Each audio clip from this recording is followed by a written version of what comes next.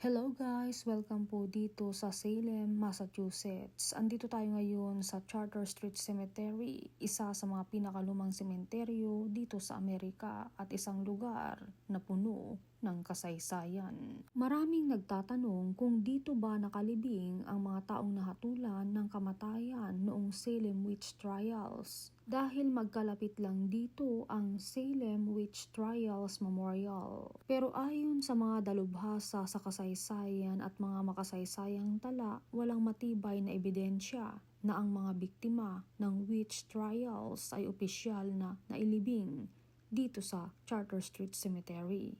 Noong 1692, ang mga taong inakusahan bilang mangkukulam ay itinuring na mga kriminal. Dahil dito, karamihan sa kanila ay hindi binigyan ng normal na Kristiyanong libing o maayos na paglilibing. Maraming eksperto sa kasaysayan ang naniniwalang ang ilan sa mga biktima ay maaring inilibing sa hindi markadong lugar malapit sa burol ng gallows kung saan isinasagawa ang mga pagbitay.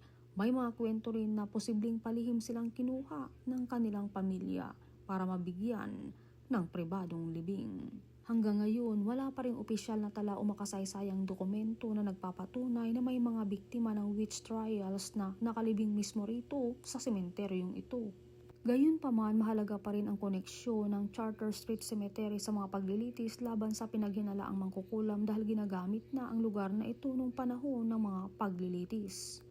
May ilang personalidad na konektado sa panahong iyon kabilang ang ilang hukom at kilalang residente ng Salem na nakalibing dito. Katabi rin ng sementeryo ang memorial para sa mga inosenteng biktima ng paglilitis.